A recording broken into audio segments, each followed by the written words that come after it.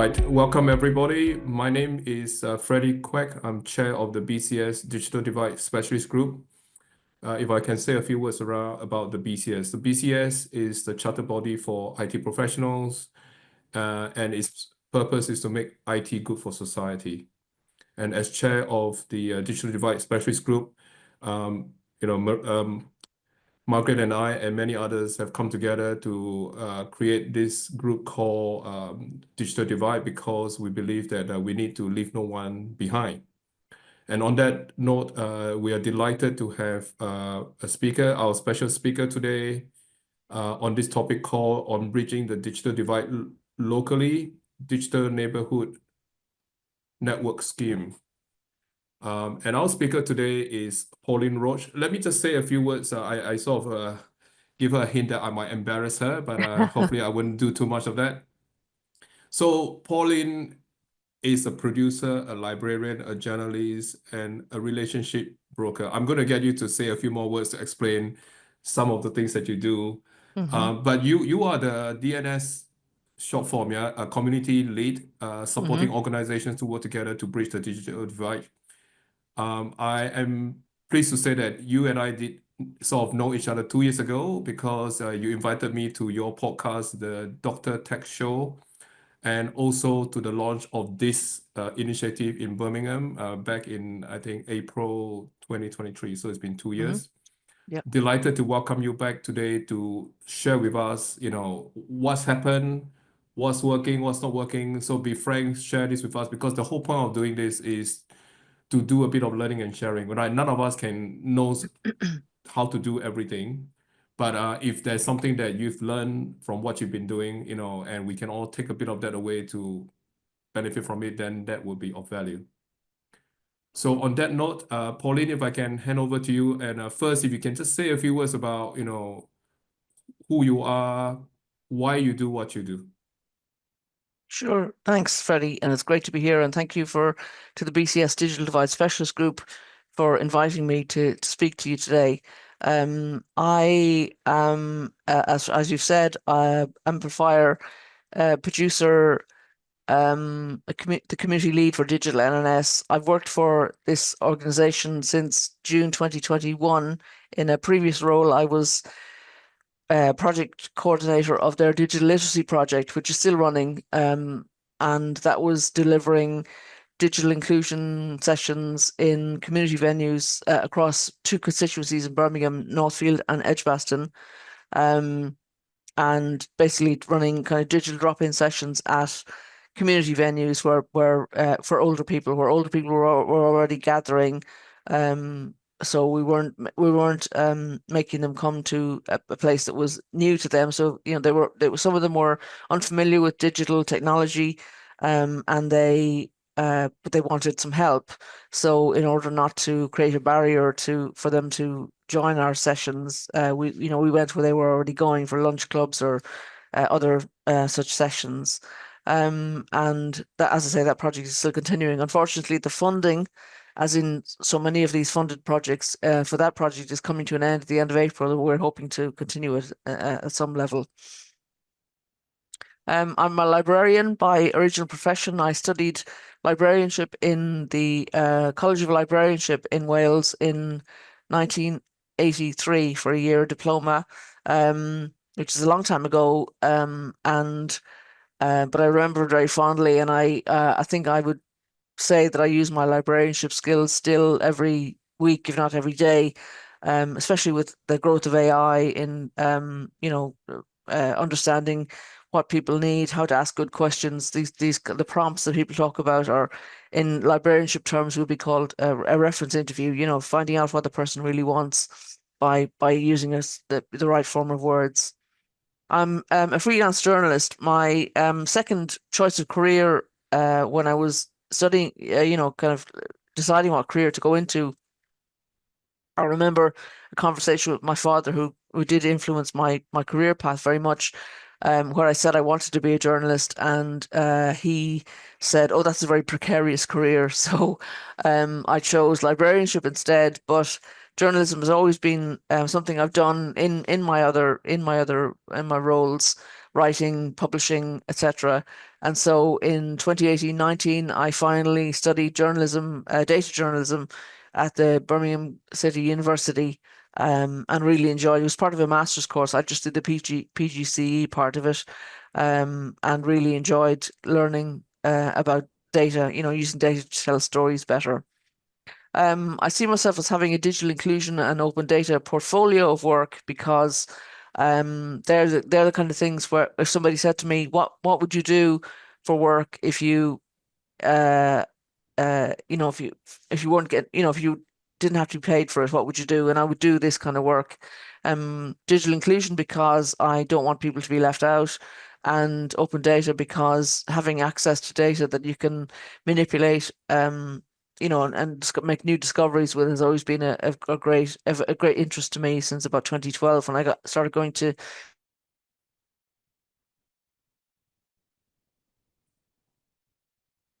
You still there, Pauline?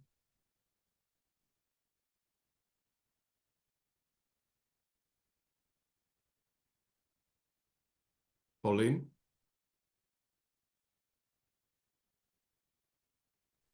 We seem to have lost her.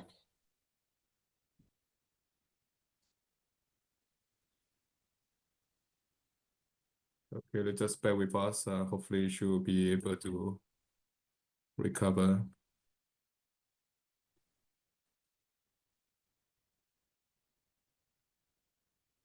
While we're waiting, just to recap for those that joined a little bit later, we will be it's being recorded, so that the recording of this will be available in about 3 weeks, and the slides for this will be available in about 1 week's time. If you go to the site on the Digital Divide SG for this event.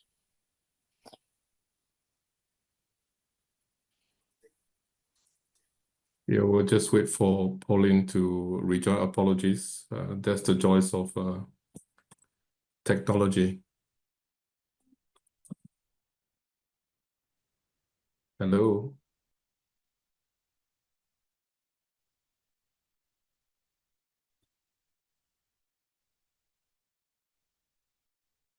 Technology is wonderful, but it's always a problem if it doesn't work.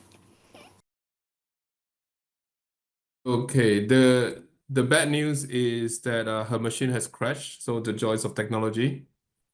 The good news is that she'll be rejoining us as soon as she's able to get it restarted. Yeah, so apologies. And in the meantime, you will just have to listen to me filling in a few blanks until she joins us. So for those of you who are not aware or familiar with the BCS, as I mentioned, is the charter body for IT professionals.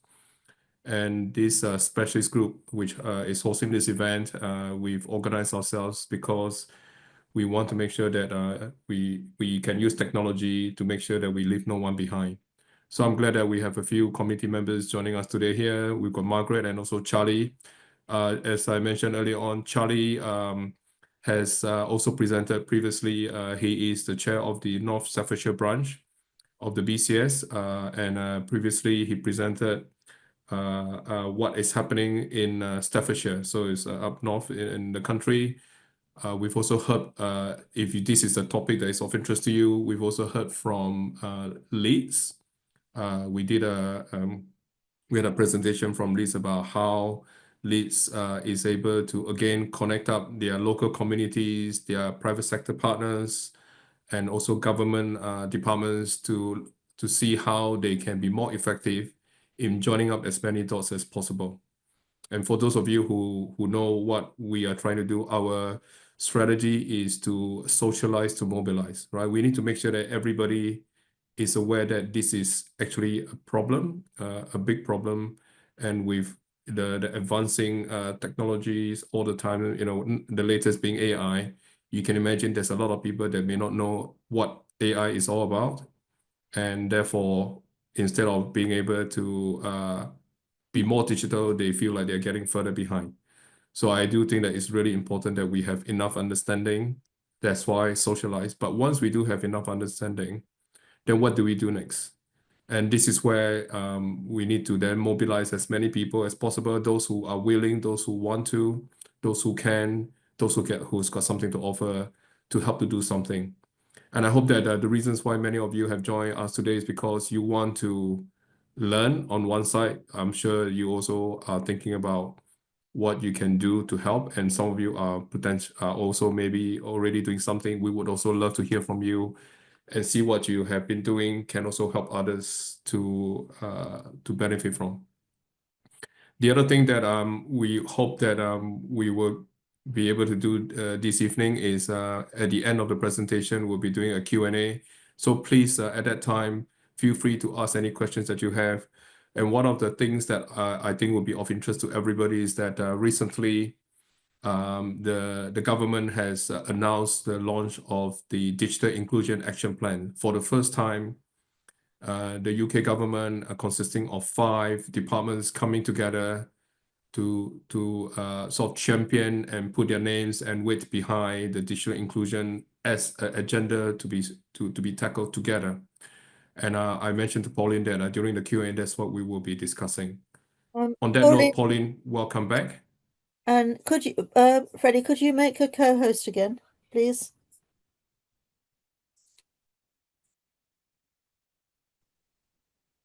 Yeah. Sorry about that. You need to let. I can't share my screen just yet, Freddie. Okay, hang on a second. Yeah. Thank you.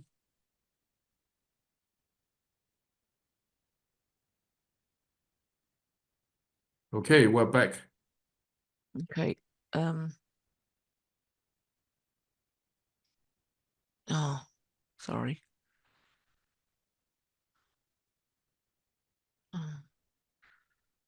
Okay, let me just get to the right page.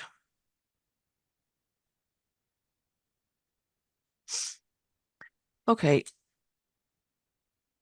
Maybe the Zoom didn't like my laboring over my talking about myself. Yeah, but Okay. just to pick up from what you're trying to introduce yourself, what I'm really interested in is, could you explain what do you mean by being a relationship broker? Okay.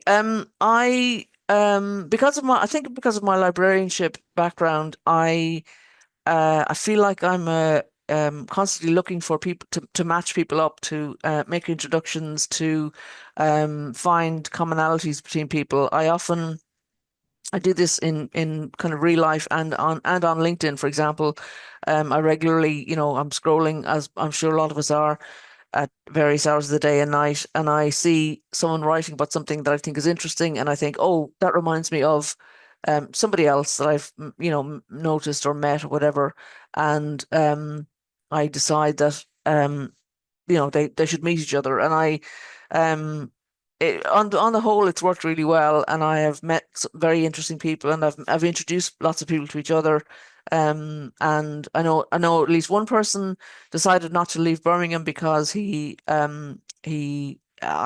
introduced him to somebody that he found useful, and in another case, I was able to help somebody get a job. So it's been useful to me at least, and hopefully to other people. And I've recently on my LinkedIn, I've started a fun digital poll where I'm asking people questions, just trying to engage with people and build the relationships that we all need to make the world a better place. So yeah, that's one of the things I do. The other element of my life that I'm very proud of is the open data, the work. As I said, it's, I love being able to encourage more people to open data and to share it and make new things happen. These events that I'm involved with, the open data camps, are unconferences, which, if you don't know, is an open space type environment where people come along to an event and decide on the day what they want to talk about. It's kind of common to a lot of different topics within the public sector especially, and I myself have established a couple of unconferences for other networks I'm involved in, including the NNS. We had our first unconference last year, and later on in my presentation, I've got a short video to give you a flavour of what that was like. I also established one for voluntary sector organisations, umbrella organisations for the voluntary sector, and that's still running. Finally, for my credits, I was awarded an honorary doctorate in business administration by Arden University in June 2018 their first honorary doctorate for business administration for my commitment to increasing digital literacy across the Midlands. So I'm very proud of that. So the charity that I work for is called Northfield Community Partnership. It's rebranding just in fact today as a community development trust, expanding its remit, but its vision is to, as it says on the screen, work in partnership to enable people and communities to improve their life chances. And this organization was founded as a result of the closure of the Rover factory in Longbridge in South Birmingham in 2006, I think, of about that. It's about 20 years old now anyway, and works with stakeholders from across Northfield constituency to make life better for people living in Northfield. It offers a range of services and projects here, which is where I'm talking from today, in Northfield and Birmingham, contributing to well-being of the local community. And as the numbers say there, we work with over 10,000 people per year. I think it's probably more. And our premier event, engagement event for the year is a beach, an urban beach that the partnership brings to in the heart of Northfield, that enables people who might not have taken a holiday for that year to enjoy, the weather. There's actual sand there, buckets and spades, the sound of seagulls, music, other entertainment, food, a cookery school, other dinosaurs. That's a big draw on one of the days. So it's a very popular event that we're actually fundraising for at the moment. We weren't able to run it last year because of funding, but we're hoping to bring it back this year. So here's more information about other aspects of Northfield Community Partnership, as well as kind of having a kind of a shop front in Northfield Town Centre, where we offer free internet access, employment support, housing and benefit advice, a sexual health clinic which is run by the NHS, called Umbrella. Birmingham Institute for the Deaf Service run a kind of an offshoot, an outreach service here. There's digital training and volunteering opportunities. So there's lots of activity every day in this shop front on Northfield High Street. We also run one of the city's neighbourhood network schemes, Northfield Neighbourhood Network Scheme. There's one of these for each constituency in Birmingham, working with assets that's how people are referred to community groups in Birmingham, building and resourcing capacity and preventative activities across the Northfield constituency, and that's funded by the City Council.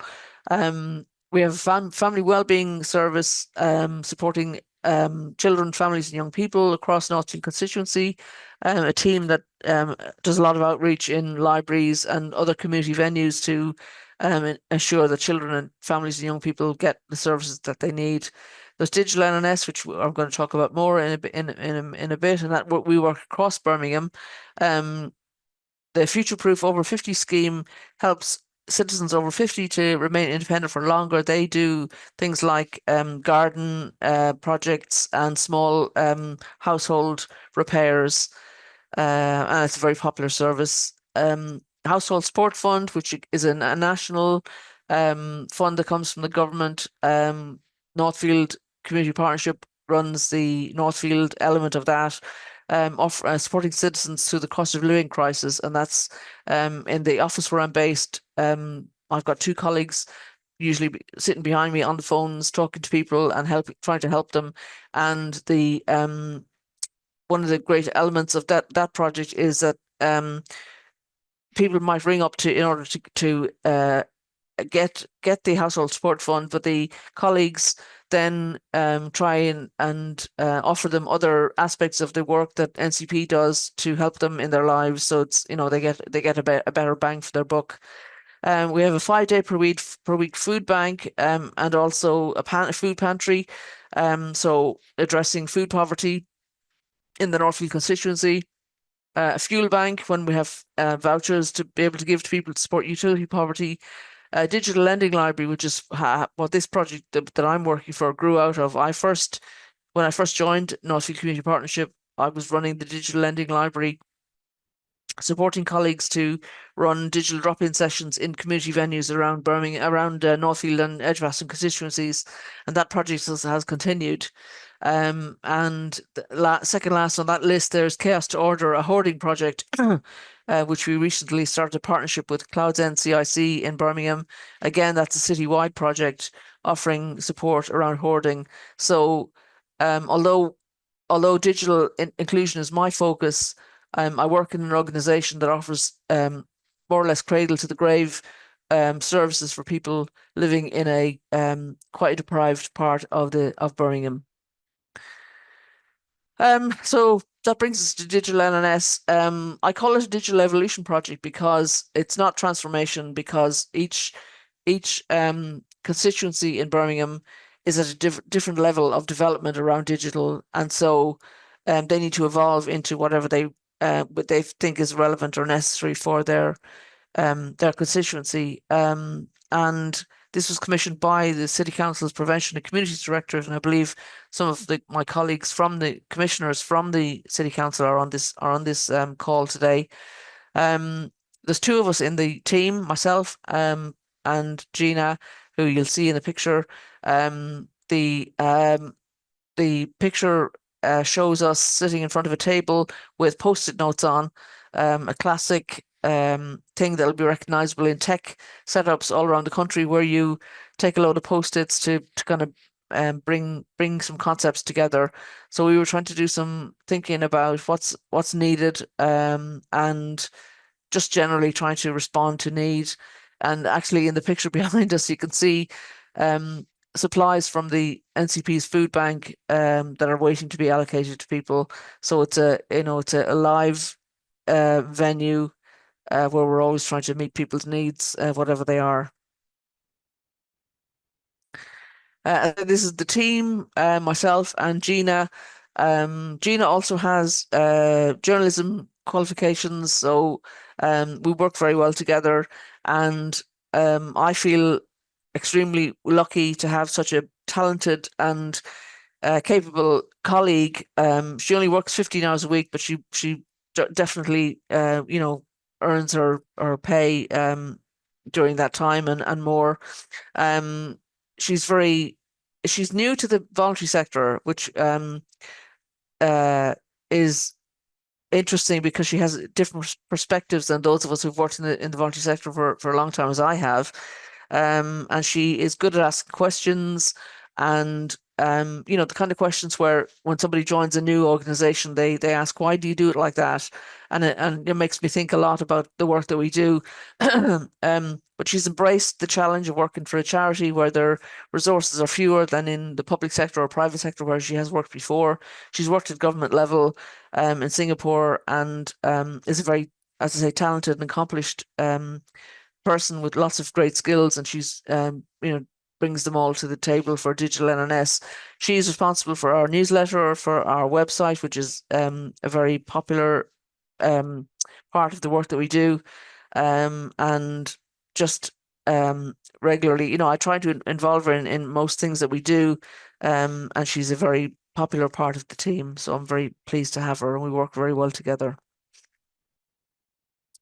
I also have a project advisory group which backs up the work that we do, and again, some very skilled and talented people who are happy to allocate some of their time every month to the work that we do. We only meet quarterly, but I am in regular contact with them and taking them from left to right. Pauline is somebody that Freddie would have met when he came off for the project launch in March, it was, I think, 2023. And she is secretary of the West Midlands Funders Network, trustee of Birmingham Community Matters, which is a umbrella organisation for small organisations in Birmingham, and also freelance consultant funding for a number of charities. She has a previous experience as with the Barrow Cadbury Trust at a senior level, and is very well known to funders both in the region and nationally. For my own connection with the funders network. I am an ambassador for the network at the moment, having previously been chair and also trustee for many years. So it's a very symbiotic relationship that we have, and I still help to run some events the funders network run, and we have there's a lot of crossover between the two networks that we're involved in. Kate Gordon is a VCS freelancer, has worked in the sector in various roles, from frontline support to regional infrastructure. Kate and I first met when she worked for the West Midlands Low Pay Unit many years ago, and we've kept in touch socially and professionally.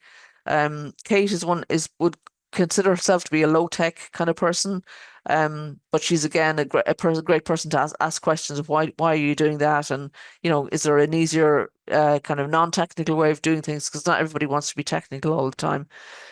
So a very valuable addition to the team. James Bowles is an impact advisor in the Impact Accelerator at Charities Aid Foundation. Again, I've known James for many years. I met him first when he's a PhD student at the Third Sector Research Centre in Birmingham, University of Birmingham. And James has recently helped Gina and I to draft a theory of change for digital NNS, which has been very interesting, and I'm hoping to share more when it's ready to be shared.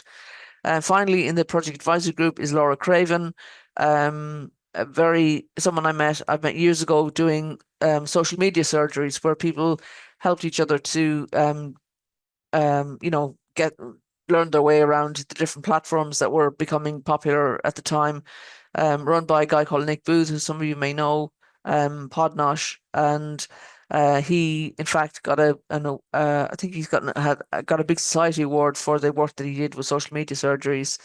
But Laura currently works as SEO and digital content marketing specialist at Birmingham Hospital Saturday Fund. And our partners are, as I've mentioned before, the Neighbourhood Network Schemes in Birmingham. There's one in each constituency in Birmingham. Birmingham Voluntary Service Council, which is the umbrella body for voluntary organisations in the city centre, based in the city centre, and the Heart of England Community Foundation. There are community foundations all around England, and this is the one for the Heart of England, including Birmingham, and we were working together with them to distribute funding that has been allocated as part of our project called the Digital NNS Fund, and we've just been recently received some applications, so they should be processed in due course to help people to run small digital inclusion projects, marketing, training, capacity building of some kind around digital inclusion, things like that. So this is the list of neighbourhood network schemes from around around Birmingham. If you're familiar with Birmingham, you'll recognise some constituencies are bigger than others, but these are all most of these are voluntary organisations with a presence in the city and knowledge of the areas that they're providing the neighbourhood network scheme from which, where they're based.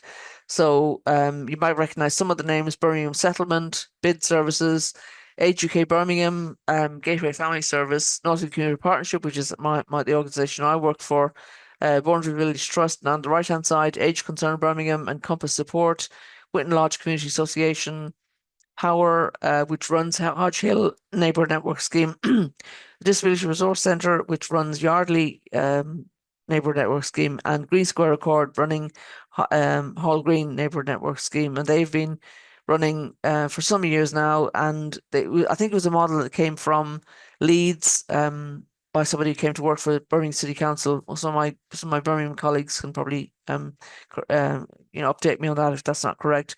And you'll notice on two of the neighbourhood network schemes are supported by City Council colleagues in what's called the Neighbourhood Development Support Unit. So they provide services to support community assets all around the city to help older people. Originally set up to help older people live longer, better lives, living independently at home, and it now includes disabled people aged, I think it's 18 to 49. So it includes all of those groups. Of the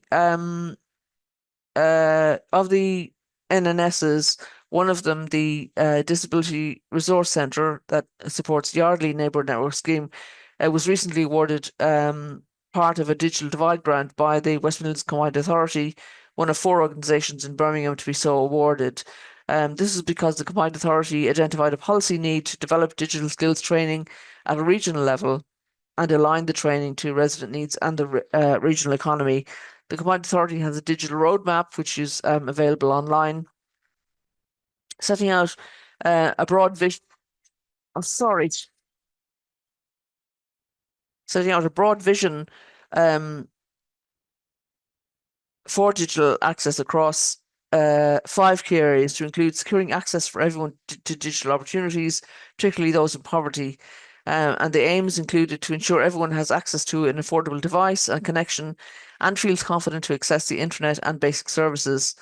They want to ensure everyone can access digital jobs. And I know that Freddie's framework for joining the dots refers to digital jobs. It wasn't something that I particularly thought about when I first was involved in this line of work, but Freddie has kind of, as I said before, inspired me around digital inclusion, and that piece around work is something that I've referred more and more to as my work has gone on. And this is particularly for young people and those at risk of redundancy, and for the Combined Authority. And they also want to ensure that supply of digital skills meets demands. They have funded boot camps and other digital skills opportunities for the last few years, but I think they have mostly funded people who are at the kind of the more advanced end of digital inclusion, people who have more skills, whereas I think the people that I'm supporting and the people the NNSs are supporting tend to be at the lower end of the digital inclusion scale, so they have less skills and therefore need more support.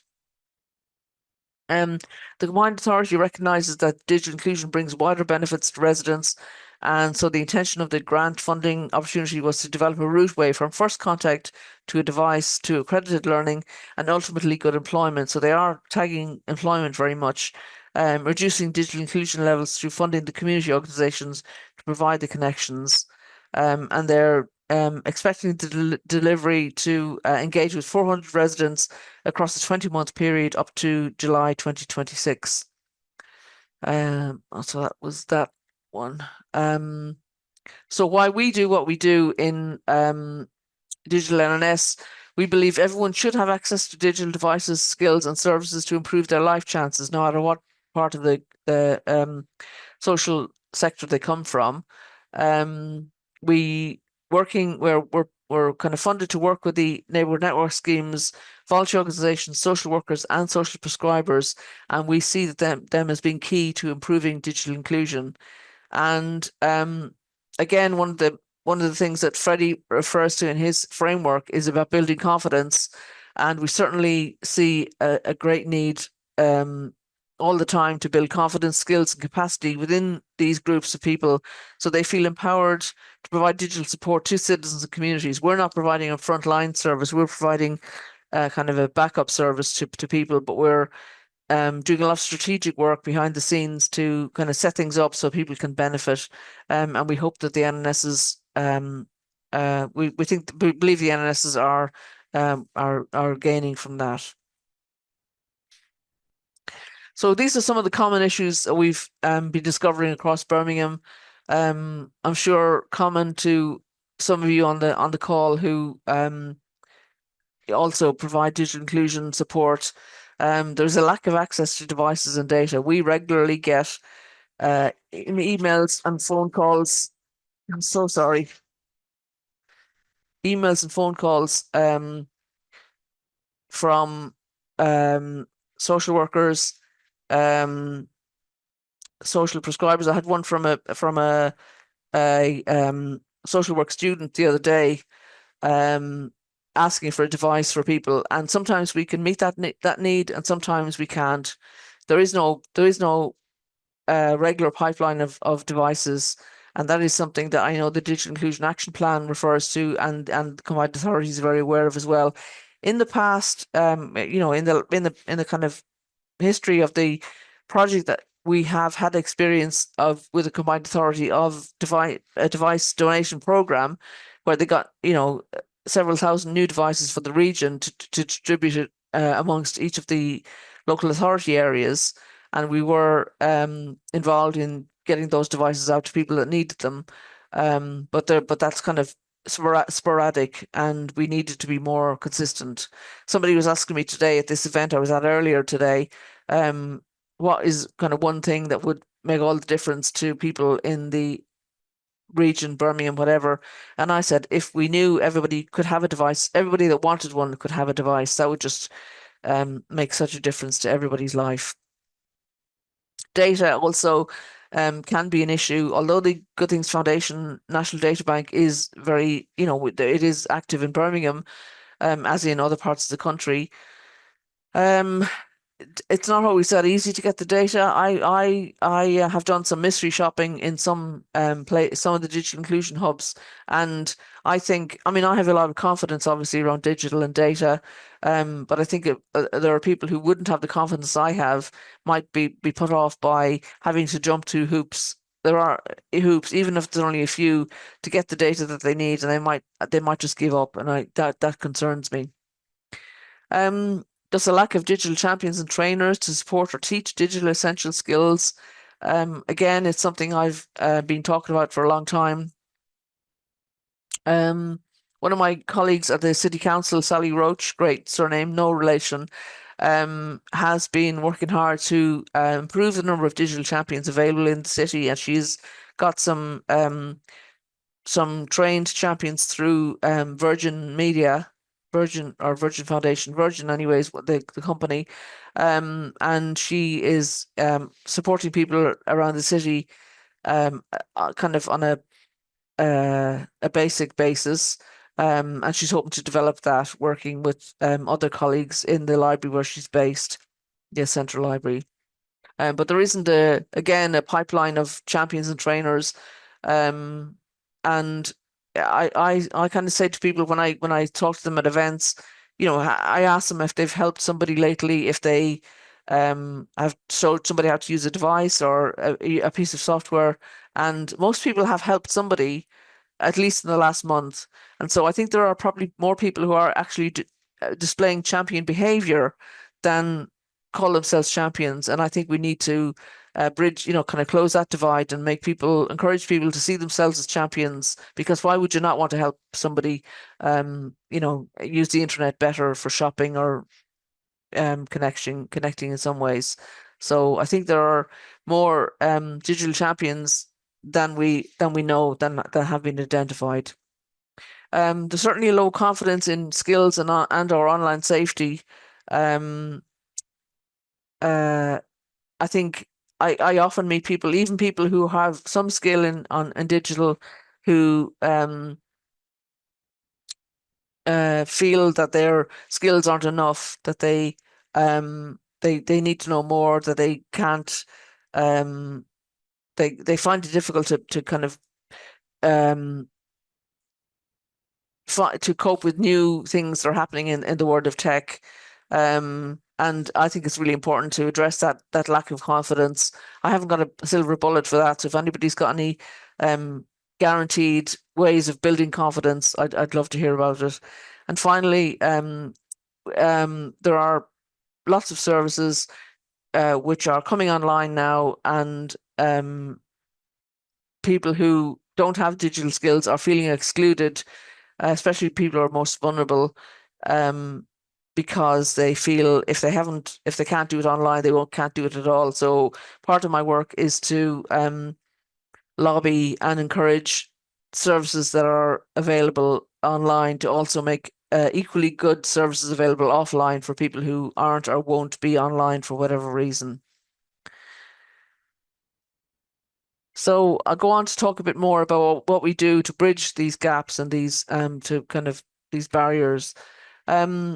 Some of the events that we've attended have we've been able to make a difference to people. We attended a networking lunch for Ladywood Neighbourhood Network Scheme, And we met several assets, as we do at all these events, and we were able to connect one asset to the team itself for further support. And the person was also looking for free apps to install or access on the computers, as they were kind of responsible for holding digital sessions for the community. So we sent them a list of free online platforms such as Google Workspace and Microsoft 365 that this asset could then use to conduct their digital skills sessions. We also signposted them to book training sessions. Sorry, I've gone too far forward. To book some training sessions with AbilityNet, who I'm sure lots of you know, because they were looking for digital skills trainers to hold some sessions with their citizens. AbilityNet recently were offering training sessions for various parts of the country, and Birmingham was one of them, so we were able to connect them up with the AbilityNet. And the asset did find the information about the apps useful, and they booked 3 digital skill sessions with AbilityNet, which was very useful. We were also invited by another Neighbourhood Network Scheme, Perry Barr, to facilitate a digital inclusion table at one of their events. So we there connected with local groups, and we were able to find out what the challenges were in becoming more digital, or challenges faced by their communities in digital inclusion. For example, some groups wanted to brush up their social media and Canvas skills, so they could do better promote or market their digital initiatives, and we were able to arrange some training sessions for them. We also found out that some citizens hesitated to use the devices they were given or loaned to them because they were worried about online safety. And we were able to feedback this to Perry Barr NNS for consideration in their capacity building plans for their assets. And most recently, at another Ladywood Neighbourhood Network Scheme digital inclusion networking event, I ran a session where I encouraged participants to share what digital apps and tools make their lives better, in order to generate conversation around how digital can enhance their lives. So we just had flip chart and got people to write up what they found useful, and we then wrote those ideas into a blog post on our website and shared it with our network. So that was a really practical, useful way of helping people to learn more about what they wanted. I'll try and go a bit quicker because I've noticed the time is running away from us. We also, as I referred to earlier, the Combined Authority were able to buy some devices to give out to people. So the picture shows a former colleague at BCC in the middle, David Wilson, and one of the community organisations who were able to benefit from the free devices. We were also able to help through Hubbub, an organisation that some of you may know. We supported the NCP to give out 50 mobile devices and SIM cards, and this was from an e-waste recycling programme. And we distributed the devices to the NNSs, who then gave the devices out to older citizens. So we were the hub and spoke part of that distribution. And these devices help many people to be connected with their loved ones and be part of online support groups and access online services such as banking and health. So as I said, the picture shows the Chromebooks that were part of the distribution through the Combined Authority. And the one other way we support schemes for devices and data is that through the funding that we have available to the Digital NNS Fund, organisations can apply to lease devices, and then they can devices can be used for digital lending libraries or as communal devices the public can use. Through our website, we map resources across the city and nationally. As I've referred to earlier, the digital inclusion centres, there are many in Birmingham, and we list them by. We look at the map, and because the map itself doesn't show the individual centres organised the way we find them most useful, so we list them by constituency, and then people can see which in their constituency which digital inclusion centre might be most useful to them. We also are involved with the City Council funded and NNS run Connect to Support Community Directory, in which we pushed for a digital inclusion option to be included as a filter, so social prescribers, social workers and our citizens can look for digital support and resources easily. We also created a version of, as I said earlier, Freddie, your your joining the dots diagram to identify what's happening in each constituency under the different headings. That was very useful. The Digital Inclusion Centre is one of the most visited pages on our website. People find it very useful. We also have a page listing resources available nationally, and people do find the resources very useful. We've been able to bring in individuals together to share interests and knowledge with each other through various collaborative experiences. The picture shows one of our community digital skills networks meetings where we had a hybrid meeting, which worked very well. And the bottom picture is from our Neighbourhood Network Scheme camp that I referred to earlier. I was hoping to show this video, but I don't think we'll have time, Freddie, so we'll just include that in the slides and people can watch it themselves. I'm sorry about that. Sorry, it's trying to play. We do work closely with the NNSs, as I said before. I've been doing some hot desking with each of the NNSs to deepen relationships with them and see how digital inclusion is developing in their constituencies, and to identify any specific digital inclusion matters unique to their communities. One of the other things we've done recently is work with Jangala, who some of you may know, to resource these to get some of these get boxes that they have made available to